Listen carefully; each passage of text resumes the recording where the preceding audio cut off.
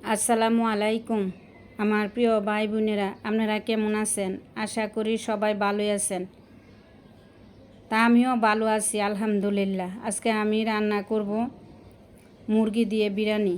এই জন্য প্রথমেই আমি আলুগুলা ভালো করে বাইজা লইছি লবণ দিয়া, আর কিছুই দিনে লবণ আর তেল দিয়া লাল করে বাইজা লইছি। বাজার পরে এই যেন আমি বিরিয়ানিটা রান্না করানোর লেগা আমি আগে পেঁয়াজ যে বেরেস্তা করছি সেই তেলের মধ্যে মশলা দিতেছি। প্রথমে যে আমি আদা রসুন দিয়ে দিলাম, আদা রসুন দিয়া ভালো করে একটু নাড়াচাড়া করে এখন আমি যে এটা দিতেছি মশলা, মানে বিরিয়ানির যে মশলাটা ওইটা, তারপরে আমি দিলাম আমি যে স্পেশাল একটা মশলা তৈরি করছিলাম সেইটা দিয়ে দিলাম।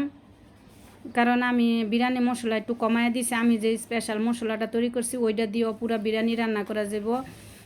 মানে ওইভাবে আমি ওই মশলাটা তৈরি করছি, আমি ঘরে তৈরি করে লই। তারপরে আমি একটু দিছি বিরিয়ানি মশলা একটু দিছি যাতে আর একটু ভালো লাগে। দিয়ে রাখি আমি অল্প করে দিই, এত বেশি আমার দেওয়া লাগে না, কারণ আমার যে ইটা মশলাটা হাতে বানানো ওইটা দিই, এই জন্য আর এই মশলাটা এত দেওয়া লাগে না। তো মাংসটা কষাইয়া ভালো করে আলু আর এই যে দিয়ে দিলাম, এটা আমি টক দই আর একটু সয়া সস দিলাম।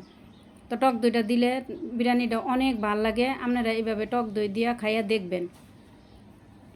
যারা খান হেরা তো জানেন ওই যে টক দই দিলে কেমন লাগে, আর যারা না খান হেরা একটু টক দইটা দিয়ে দিবেন, স্বাদ অনেক বাড়ে টক দইটা দিলে।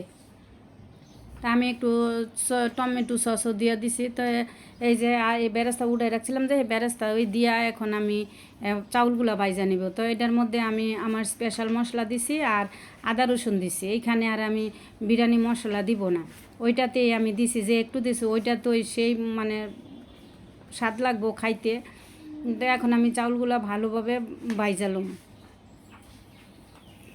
তো আমার ভিডিওটা যে জানতে দেখতেছেন সপ্তাহে জানাই আমার অন্তরের অন্তঃস্থল থেকে অফুরন্ত ভালোবাসা।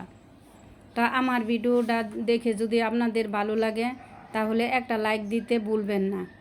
যারা ইউটিউব থেকে দেখতেছেন আমার চ্যানেলটা সাবস্ক্রাইব করে আপনারা আমার পাশে থাকবেন, আর পাশে থাকা বেল আইকনটা অন করে দিবেন, তাহলে ভিডিও ছাড়া মাত্রই আপনার কাছে সবার কাছে পৌঁছে যাব। আর যারা ফেসবুক থেকে দেখতেছেন তারা একটা ফলো দিয়া দেখতে থাকুন। তা আমি এই যে মাংসগুলো বাইরে নিয়ে এটার মধ্যে চাউলগুলা জলের সাথে একটু মিশাই নিব। আমি তো চাউলগুলো আগে ভালোভাবে কষাই লইছি, এখন আর কষানোর কিছু নাই, নাড়াচাড়া করে মশলার সাথে মিশাই এখন আমি যে পানি দিয়ে দিতেছি। পানিটা আমি সবসময় আন্দাজ মতোই দিই, মাইফা দিই না, আর আমি যে লবণটা আগে দিই না এখন দিতেছি।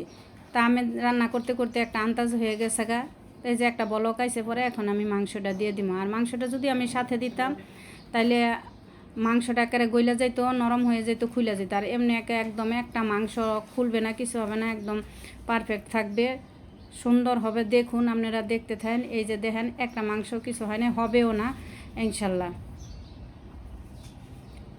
তো এই যে এই পর্যায়ে আমি এই তাওয়াটার উপরে দিয়ে দিব।